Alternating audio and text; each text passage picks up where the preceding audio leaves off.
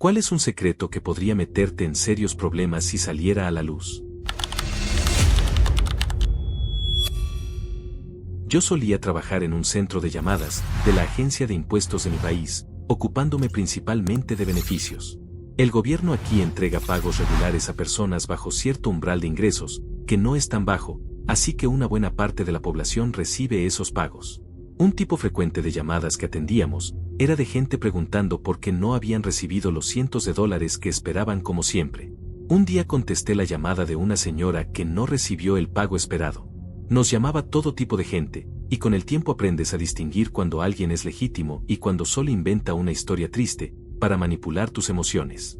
Esta mujer llamó por el pago faltante, y claramente estaba tratando de ocultar lo devastada que se sentía al no recibirlo. Resultó que al día siguiente era el cumpleaños de su hija, y ella planeaba usar ese dinero para comprarle un regalo, cosa que ahora no podía hacer. Me fijé cuando llamó, que vivía en la misma ciudad que yo, tal vez a unos 10 minutos en auto. La base de datos a la que teníamos acceso, era la base central de contribuyentes del gobierno, y tenía toneladas de información de cada contribuyente del país. El acceso a cualquier cuenta, y a cualquier detalle, estaba estrictamente vigilado. Todo estaba registrado y solo se permitía entrar si era necesario. Incluso la mínima violación significaba despido inmediato. Y dependiendo de lo que accedieras, tu salida podía venir acompañada de cargos criminales. Ni hablar de registrar información y sacarla de la oficina, era un gran prohibido. Pero cuando ella llamó, realmente me conmovió. No era una situación catastrófica, como algunas llamadas que recibíamos, pero también había muchas personas que claramente buscaban hacerte sentir culpable. Ella estaba destrozada, tratando de ocultarlo, y como madre soltera, le dolía no poder comprarle un regalo a su hija preadolescente. Revisé el caso y no había nada que yo pudiera hacer para que recibiera el pago perdido. Y vivía apenas a 10 minutos de mi casa, así que decidí, al diablo, hoy haré una buena acción. Memoricé su dirección. Después del trabajo, fui a su casa y toqué la puerta. Ella abrió, y le dije que caminaba por la calle y había visto un billete de 100 en su césped. Lo saqué de mi bolsillo y le pregunté si lo había perdido. Ella rompió en llanto, y entre sollozos felices me dijo que no tenía idea de lo duro que había sido su día, y de lo oportuna que era esa ayuda. No rechazó el billete cuando se lo di, y luego le solté una frase cursi: el universo es un lugar misterioso. ¿Fue esto un abuso grave de la base de datos de los contribuyentes de mi país? Absolutamente. ¿Me sentí mal por hacerlo? Para nada. Trabajé también en una gran tienda de manualidades y telas, durante la universidad. Fue, en cierto modo, divertido. Siempre me consideraron un alma audaz, así que me llevaba muy bien con las señoras mayores que iban allí. Les preguntaba sobre sus proyectos, qué estaban haciendo. Era agradable, y se emocionaban mucho de compartir sus historias con alguien que les prestaba atención. Ahora, esta gran cadena de telas tenía la típica estrategia: inflar los precios y luego ponerlos en rebaja, a un precio más razonable. La verdad es que el precio de oferta era lo que realmente valía el producto. Ellos solo usaban la táctica de la rebaja para que uno se sintiera mejor gastando un dineral. Había rebajas todo el tiempo, y la aplicación de la tienda tenía cupones. Pero, había un montón de vacíos legales y trucos que los volvían inútiles. Yo trabajaba como cajero, y quizá ya veas a dónde va esto. Todos los cupones tenían el mismo código de barras, y se podían usar más de una vez. Así que cuando una señora gastaba más de $100 en simples materiales de manualidades, yo le decía: oh, mire lo que encontré, un cupón, qué conveniente. Y le aplicaba el precio con descuento. También hacía descuentos en muchas otras cosas. El cupón del 40% en un artículo no funcionaba en cosas ya rebajadas, pero como casi toda la tienda estaba en rebaja, al final el cupón nunca servía. Así que yo, simplemente lo evitaba, ingresaba el código manualmente, y cambiaba el precio. Le ahorré a la gente cientos de dólares en el tiempo que trabajé allí. Fue durante el verano y parte del otoño, unos 4 o 5 meses. ¿Era ilegal? Posiblemente. ¿Podría haberme costado el empleo si alguien lo descubría? Absolutamente. Pero los clientes siempre estaban agradecidos y felices. Iban a crear cosas increíbles. Yo quería apoyar su creatividad, no ser la razón de que se frustraran. Además, teníamos que barrer todas esas flores de seda falsas que se desprendían de los tallos y caían al piso, y debíamos tirarlas a la basura. Eran perfectamente utilizables, solo que ya no podían venderse, supongo. Así que en vez de botarlas, me las guardaba en el bolsillo y las llevaba a casa, para hacer álbumes decorativos o lindos pasadores de cabello. Al diablo con ese desperdicio sin sentido. He deseado que mis madres, sí, en plural, estuvieran muertas. Mi madre biológica consumía mucho alcohol y fumaba cuando estaba embarazada de mí, y como resultado tengo una vida increíblemente complicada, tanto médica como físicamente. Para que entiendas el contexto, nunca la volví a ver después de que me adoptaron a los 5 años. Ni siquiera me visitaba en el hospital, aunque estaba allí con frecuencia. Jamás me llevó a citas médicas ni al hospital cuando lo necesitaba, fueran cosas menores o graves. Básicamente, era un peso muerto desde que nací y durante esos primeros 5 años. Mi segunda madre, la adoptiva, con la que no hablo ni veo desde marzo de este año, fue igual de mala, aunque lo suficientemente inteligente en temas médicos como para mantenerme con vida hasta ahora. Esto es pura especulación. Ella nació en Alemania, de una madre que la maltrataba de todas las formas posibles. Probablemente era hija de una veterana enfermera de la Segunda Guerra Mundial, y nunca recibir ayuda, ni hablar de eso, terminó pasándole factura. Especulación terminada. Lo cierto es que ella descargaba su rabia en mí, me decía que yo era demasiado para manejar, que iba a llevarla a la tumba, que ojalá nunca me hubiera adoptado, y otras frases horriblemente dañinas. Recientemente logré escapar de su tiranía, y nunca he deseado tanto la muerte de alguien como la suya. Me dio una vida, sí, pero eso no le daba derecho a hacerme lo que me hizo. No se lo he contado a mi madre adoptiva, y obviamente no puedo contárselo a mi madre biológica, que tal vez incluso ya esté muerta. Lo único que puedo hacer ahora es no dejar que me consuma, y esta publicación es, sinceramente, mi manera de lidiar con ello. Cuido a una señora mayor a través de una empresa de asistencia a domicilio, que en realidad no se preocupa por los clientes. Llamé a la oficina y me dijeron que tomarían nota. Una maldita nota. Un día esta señora estaba muy enferma, así que la llevé a urgencias. No está permitido que vaya en mi coche y, técnicamente, debí llamar al 911. Pero ella vive muy lejos de cualquier hospital. Habrían tardado al menos 90 minutos en llegar, así que la llevé yo. La semana siguiente seguía mal, y se cayó 5 veces en cuestión de horas. Contacté de nuevo a la oficina, misma respuesta, así que le preparé una maleta, tomé a su perro, un chihuahua de 13 años que se llevaba bien con mi propio chihuahua, también de 13, y la traje a mi departamento. Fuimos a urgencias, y entré con ella para defenderla. Allí no hicieron nada esta vez, y ella rechazó ir a emergencias, pero al menos ya no estaba tan mareada. Se quedó en mi casa un par de días. Así podía asegurarme de que estuviera bien. Su familia es una porquería, la empresa también, y nadie confía en los hospitales de aquí. La enfermera en mí no podía dejarla sola, cayéndose una y otra vez. Sé que rompí un montón de reglas, y que fue extremadamente poco profesional. Pero estoy feliz de que ahora esté mejor, y de que, en mi casa, estaba a 5 minutos de un hospital, y no a 90 minutos de espera en la suya. Me siento mal por la forma en que reaccioné, pero no por saber que estuvo en un ambiente seguro. Esto no es un secreto que podría arruinar mi vida, sino uno que ya la arruinó. Fui criado en una familia mormona, en Idaho. Asistí a una universidad mormona, y tenía una prometida mormona. El problema era que empecé a tener serias dudas sobre la fe en la que crecí. Llegó un punto en que sabía, sin sombra de duda, que ya no creía en ella. Se lo confesé varias veces a mi prometida, pero siempre lo desestimaba, diciendo que eran dudas temporales, que desaparecerían si me mantenía fuerte. Nunca se lo dije a nadie más, porque sabía que, si lo hacía, mi vida entera se vendría abajo. Finalmente, mi obispo me llamó para discutir algunos puntos doctrinales sobre los que yo había expresado rechazo públicamente, como que las mujeres debían ser sumisas a sus esposos. La discusión se calentó, y terminé revelando mi secreto. Al día siguiente, pasaron 5 cosas. Fui expulsado de la universidad, recibí un aviso de desalojo de 72 horas, me despidieron de mi trabajo, mi familia me desheredó, y mi prometida terminó conmigo. Pasé los siguientes 3 meses viviendo en un trastero, durante un invierno en Idaho, trabajando en una planta procesadora de papas para ahorrar lo suficiente, y mudarme lejos. Tomé un autobús Greyhound hasta Florida, y empecé mi vida desde cero, sin conocer a una sola persona. Inundé un hotel durante una excursión escolar, porque abrí todas las llaves del baño de hombres, sin entender por qué no salía agua. Más tarde descubrí que en ese momento había un corte programado de 10 minutos, y olvidé cerrarlas. Coincidió que varios lavabos tenían tapones puestos, que yo no noté. Eso provocó daños por agua en 2 pisos enteros, incluyendo el dormitorio de las chicas, lo que costó muchísimo reparar.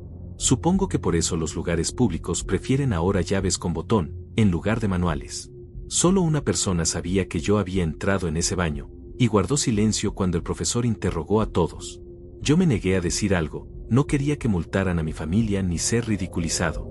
Así que, 15 años después, no se lo había contado a nadie, hasta ahora, en internet. Conocí a mi mejor amigo en 7º grado, en 2006 o 2007. Pasábamos casi todas las tardes juntos, ya que vivíamos en vecindarios conectados. Íbamos mitad y mitad a nuestras casas.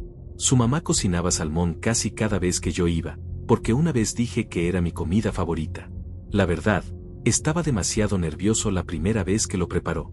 Esto era un gran evento en su familia, siempre peleaban por la piel crujiente del salmón. Entre 2006 y 2017 comí más salmón, y más piel crujiente, de la que jamás habría querido. No me gusta el salmón, y odio la piel con ese sabor fuerte a pescado. Es horrible. Ni siquiera soporto el olor cuando mi esposo lo cocina. Lo detesto. Y aún tengo que mentirle a mi mejor amigo y a su madre, ese ángel, cuando voy de visita y ella me prepara mi comida favorita. Les digo que está delicioso, mientras por dentro muero. No puedo confesarlo, y ya ha pasado demasiado tiempo. Para empeorar las cosas, ahora soy maestro en el mismo pueblo donde crecí. En diciembre de 2022 cené con ellos después de la escuela. La mamá de mi amigo ha tenido una vida muy dura, cuida de su padre anciano con demencia, tiene casi 70 años, y además atiende a 4 nietos revoltosos, a tiempo completo. Aún así, se tomó la molestia de prepararme mi supuesto plato favorito, sabiendo que le toma tiempo hacerlo. Nadie puede enterarse de la verdad. Esto no arruinaría mi vida, pero es un secreto que llevo cargando años. En 2013, era mi primer semestre en la universidad. Tenía una clase de antropología, sobre religiones tribales y étnicas, a las 8:30 de la mañana. No soy nada madrugador, y la chica que se sentaba junto a mí tampoco. Desde el principio supimos, sin hablarlo, que ambos estábamos medio zombies. Teníamos ese pacto silencioso, nadie entendería lo mucho que queríamos dormir, así que mejor apoyarnos el uno en el otro todo el semestre. Y lo cumplimos casi al pie de la letra. Incluso nos hicimos bastante cercanos. Pasábamos 3 horas en clase, 3 veces por semana. A menudo terminábamos yendo a comer, así que pasábamos todavía más tiempo juntos. Era natural que nos uniéramos. Pero ambos éramos muy religiosos, y pensábamos que cualquier forma de atracción era pecado.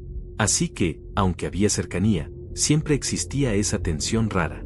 Cuando nos asignaron entrevistas de campo, se sintió natural hacerlo juntos y ayudarnos. Terminamos el mío relativamente temprano, pero el suyo requería planificación. Teníamos que viajar 2 horas hasta una ciudad montañosa donde vivía su abuelo. Yo no manejaba, así que fuimos en su auto. Había ya 3 meses de tensión acumulada entre nosotros, así que el viaje fue incómodo, pero por primera vez bordeamos lo que sentíamos. Tras la entrevista, cenamos en un pub pequeño, y emprendimos el regreso. Era casi de noche, y ambos dijimos que queríamos adentrarnos un poco en el bosque, solo para respirar el ambiente. Estacionamos, bajamos entre los árboles. Era hermoso. Vivíamos en el desierto, acostumbrados a arbustos resecos y algunas palmeras. Pero esto era otra cosa. Sin ruido de ciudad, sin smog, solo naturaleza y silencio. Ella pasó rozándome, esquivando unas raíces, pero lo hizo de una manera que parecía intencional. Yo probé lo mismo, acercándome en momentos en que no era necesario. Finalmente dijimos, al diablo con el miedo al pecado, disfrutemos. Y lo hicimos. Para nosotros, con ese trasfondo, fue un lazo profundo y emocional. Sentíamos que duraría para siempre, que siempre seríamos el uno del otro. Fue un momento muy significativo. Después, caminamos de regreso al auto con la típica marcha de la vergüenza. Era incómodo, pero distinto al viaje de ida. En el silencio tuve mucho tiempo para pensar. Decidí que le confesaría lo que sentía. En retrospectiva no entiendo por qué no lo hice antes, pero apenas tenía 18, y nunca fui bueno con las personas. No tuve el valor ese día. Era viernes. Pensé, el lunes será mi momento. Llegó el lunes, yo estaba entusiasmado, incluso me vestí mejor de lo normal, pero ella no apareció. No cuestionábamos mucho cuando uno faltaba, así que no me alarmé. Pero faltó toda la semana. Empecé a preocuparme. Llamé, mandé mensajes. Nada. La segunda semana, pregunté al profesor. Resultó que él acababa de recibir la noticia, y estaba por comunicárselo a la clase. El domingo después de nuestra escapada al bosque, ella había muerto en un accidente automovilístico. Al principio, no reaccioné. No lo creía. No sabía nada de su familia, más allá de su abuelo, así que hice lo posible por averiguar y contactarlos. Un día me encontré con su hermano en su trabajo.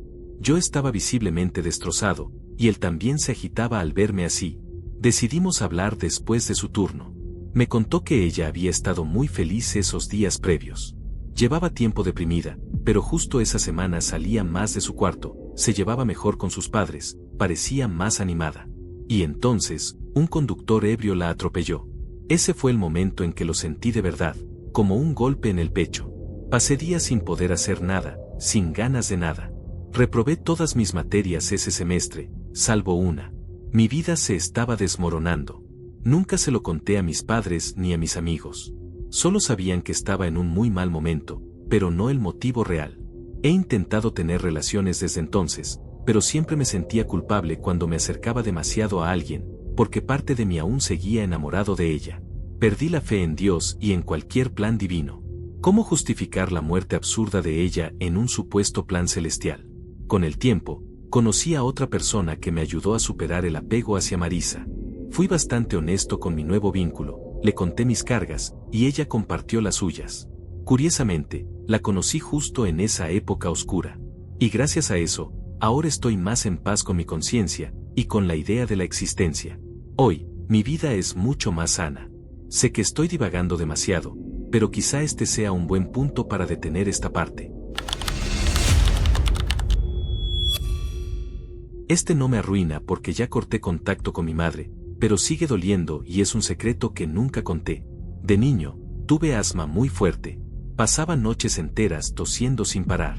Vivíamos con mis abuelos, y yo compartía cama con mi mamá muchas veces. Ella volvía de trabajar, se acostaba, y yo seguía tosiendo. En ocasiones, cuando tosía demasiado, ella me abrazaba tan fuerte que no podía respirar. Me angustiaba quedarme sin aire, pero yo sabía que mi mamá me amaba, y no quería decirle que me estaba asfixiando, por miedo a herir sus sentimientos. Así que, mientras me apretaba, yo solo le decía, «Te quiero mucho, mamá». Y entonces ella se ponía a llorar. Me tomó años, después de tener a mi propio hijo y tratarlo con cuidado, darme cuenta de lo difícil que es realmente exprimir a un niño hasta que no pueda respirar. Con el tiempo entendí que mi mamá estaba tan alterada con mi tos, que trataba de detenerla apretándome. Y luego lloraba de culpa, cuando yo le decía que la quería. Mi madre es bipolar y ha tenido otros episodios de dañar o abandonar a quienes dependen de ella, personas que necesitan medicación. Por fuera, soy un hombre casado, con 30 y tantos años, a punto de comprar una casa, en sintonía con mi esposa en religión, hijos y planes de futuro. Pero en realidad, soy un alcohólico secreto, deprimido, y temo que ya esté afectando mi salud. No puedo parar. Dejé de creer en un poder superior, y casi no encuentro placer o satisfacción en nada. Todo comenzó con la muerte repentina de mi madre, sumado a problemas familiares mientras estaba en la universidad. Seguí adelante porque me presionaban los de alrededor, aunque quería abandonar todo. Fue entonces cuando empecé a abusar del alcohol. Antes apenas bebía. Mi familia ahora está dispersa en varios estados. Mi esposa y yo somos cercanos, pero me rehúso a hacer nuevas amistades profundas en la ciudad a la que nos mudamos. El estrés me consume. Siento punzadas y cosquilleos en la cabeza y la lengua. Y bebo, mucho. De 5 a 10 tragos al día, a veces más. Puedo aguantar si viajo, o si estoy rodeado de familia, o en contextos donde beber es imposible. Ya casi no me embriago de forma visible, creo que por eso oculto también mi problema a mi esposa. Suele haber una botella vacía de vodka escondida en mi maletín para cuando ella regresa del trabajo. Y yo ya tengo servido un primer vaso de vino, para disfrazar que llevaba bebiendo desde antes. Ella piensa que soy tan feliz y realizado como ella, que estoy listo para tener hijos y formar una familia. La verdad es que me siento completamente anestesiado.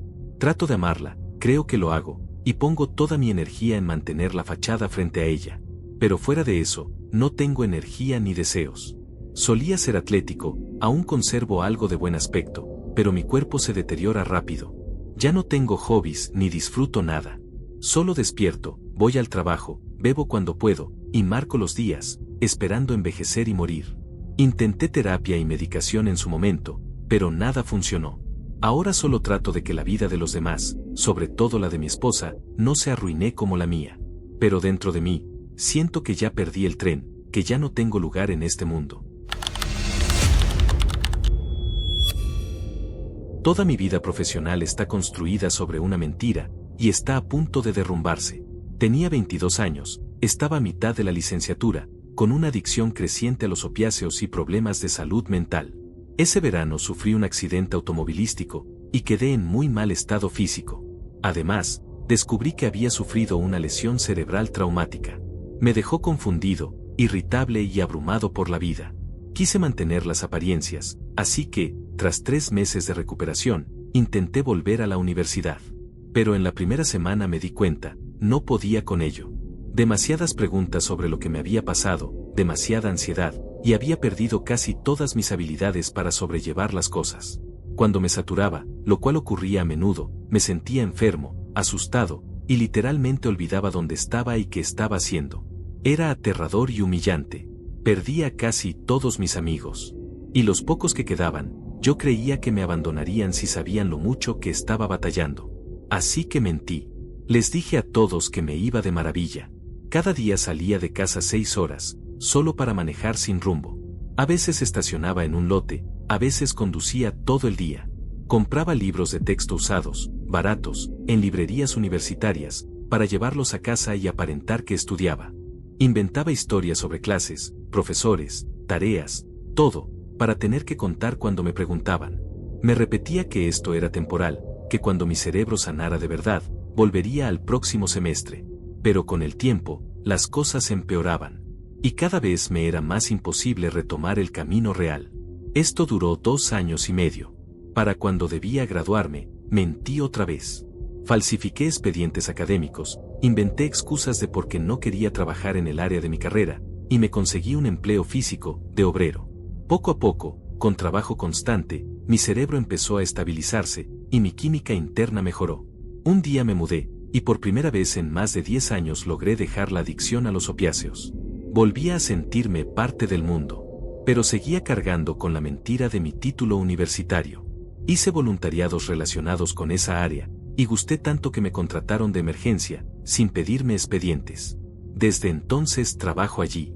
Hoy, con 3 años sobrio, y una vida muy distinta, me quieren ascender a un puesto estable, el trabajo de mis sueños. Soy bueno en lo que hago, me da alegría. Pero este ascenso implica revisiones de antecedentes, y sé que no lo resistiría. Cuando estaba deprimido nunca pensé que llegaría vivo a este punto. Por eso, aunque sabía que mis mentiras podían atraparme, nunca me preparé. Peor que perder el empleo sería que todos a mi alrededor descubrieran la verdad. Así que, paradójicamente, tengo que renunciar a lo que amo, porque me valoran demasiado. Planeo volver a la universidad de verdad, y sé que ahora me irá bien.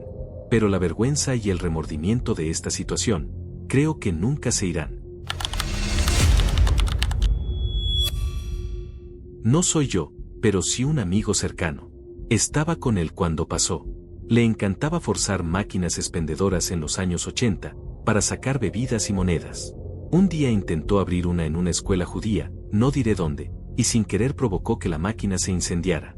Era fin de semana, no había nadie. El fuego destruyó casi la mitad de la escuela, que cerró más de un año, con costos altísimos. Las noticias lo trataron como un crimen de odio.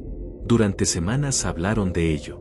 Nosotros temblábamos de miedo, pensando que descubrirían que fue él. Tuvimos suerte, eran los 80, no había cámaras de seguridad. En televisión y periódicos se decía que algún grupo extremista había atacado la escuela. La verdad, solo eran 2 chicos pobres, en bicicletas usadas, intentando conseguir una gaseosa gratis. El primer mes con mi licencia de conducir, golpeé el espejo lateral de un auto estacionado, en una calle angosta. No había nadie cerca que me viera. Mis padres habrían enloquecido si se enteraban, así que entré en pánico y seguí manejando. Han pasado 20 años, y sigo cargando la culpa. Una vez, en un restaurante, escuché a una mujer contar que alguien le había hecho lo mismo a su coche. Pagué su cuenta en secreto. No compensó realmente mi error, pero me hizo sentir un poquito menos culpable por lo que hice de adolescente. Hackeé la página web de mi universidad y cambié la pantalla de bienvenida. Antes mostraba una foto diversa, estudiantes de distintas etnias y religiones. La reemplacé con la foto de una barra de pan blanco. La administración había lanzado una campaña para mostrar la universidad como diversa, pero en realidad el 96% era blanca y cristiana. Me parecía deshonesto, casi publicidad engañosa. Se enfurecieron cuando descubrieron que, además, los bloqueé para que no pudieran modificar el código. Tuvieron que tumbar todo el sitio, rehacerlo, y organizar una búsqueda de los culpables. Nunca sospecharon de mí. Estuve involucrado en un incidente de furia al volante, que causó un accidente, y huí de la escena. Esperaba en un semáforo, quería girar a la izquierda. Un motociclista se puso a hablar con el auto delante de mí, y aunque la luz estaba verde, no avanzaban. Toqué bocina, esperé como 30 segundos, y temía perder el cambio de luz porque iba tarde a clases. El auto avanzó, pero el motociclista empezó a escupir mi coche y a gritarme. Le toqué bocina otra vez y le hice un gesto obsceno. Él me rebasó, gritando, y se metió delante frenando en seco. Cuando el tráfico lo permitió, hice lo mismo, lo rebasé y me metí delante. Creo que golpeó el bordillo y perdió el control. Yo no lo toqué físicamente, pero sí provoqué que se estrellara. Me fui de inmediato. Vi que un camión de bomberos se detuvo a auxiliarlo. Todavía me siento culpable. Desde entonces no discuto con nadie en la carretera, no vale la pena. Vivo en un pueblo muy rico, pero yo soy de clase media. Mi esposo y yo no venimos de familias adineradas, tuvimos hijos muy jóvenes, y yo soy ama de casa.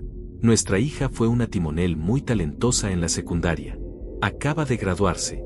En resumen, la reemplazaron por hijos de familias influyentes, aunque ella siempre rendía mejor. Intenté contactar a los otros padres, que manejan el programa de remo, al director de deportes, incluso al director de la escuela. Llamadas, correos, jamás recibí respuesta. Es casi inquietante. Esto arruinó por completo la oportunidad de mi hija de ser timonel en la universidad de sus sueños. Había sido aceptada en varias, porque también es excelente estudiante. Pero como no podía conseguir la beca de remo, terminó yendo a una universidad estatal. No podemos costear otra sin beca. Así que tuvimos que callar y aguantar, porque honestamente nos da miedo enfrentarnos a esa gente. En serio, que les caiga el karma. No tengo deseos de hacer casi nada, ni comprar cosas, ni salir. Trabajo solo para sostener a mi familia, y seguir el ritmo de sus metas y necesidades. Es un secreto porque, si lo supieran, habría peleas, y mi esposa me insistiría en tomar terapia o medicinas. Y la verdad, estoy bien así. No tengo metas personales ya. Siento que hice todo lo que quería en mi vida, pagar deudas, conseguir un buen empleo, formar una familia, viajar. Estoy satisfecho, aunque ni siquiera tengo 40 años. Partí de un tráiler en un pueblo pequeño, con muy pocas aspiraciones. En mis 20s ya había superado todo lo que soñaba. Luego solo fui sumando logros, pero ahora, ya no tengo ideas, ni deseos, ni necesidades.